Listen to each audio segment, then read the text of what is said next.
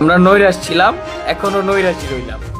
5 আগস্টের পরের লোক আইনা আপনারা কমিটিতে বসাইছেন, আর আমরা এতদিন পর্যন্ত আন্দোলন সংগ্রাম হরতাল করে আপনাদের কমিটিতে আসতে পারলাম না। আপনার স্বপ্নকে বাস্তবে রূপ দিতে আজই চলে আসুন আলমগীর ডেভেলপমেন্ট অ্যান্ড প্রপার্টিজ লিমিটেডে। আমরা নৈরাশ ছিলাম, এখনো নৈরাশই রইলাম। 5 আগস্টের পরের লোক আইনা আপনারা কমিটিতে বসাইছেন, আর আমরা এতদিন পর্যন্ত আন্দোলন সংগ্রাম হরতাল করে আপনাদের কমিটিতে আসতে পারলাম না। আপনারা যেটা করছেন, বর্তমান এখন রানিং যেটা করছেন, এটা আপনাদের করা উচিত হয় নাই।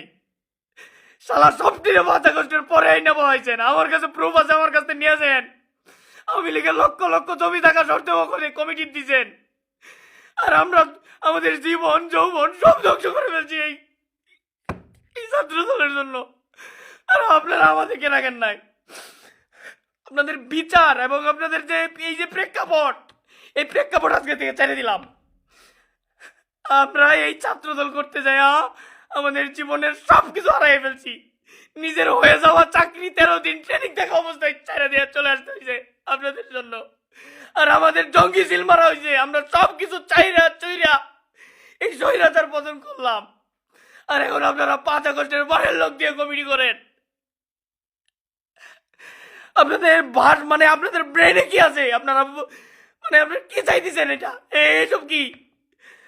আপনারা কমিটি করলেন, একটা তেগির লোক রাখলেন না, কোনো কাউরে রাখলেন না। আপনারা এখন পর্যন্ত আন্দোলন সংগ্রামের ছবি চাইলেন না।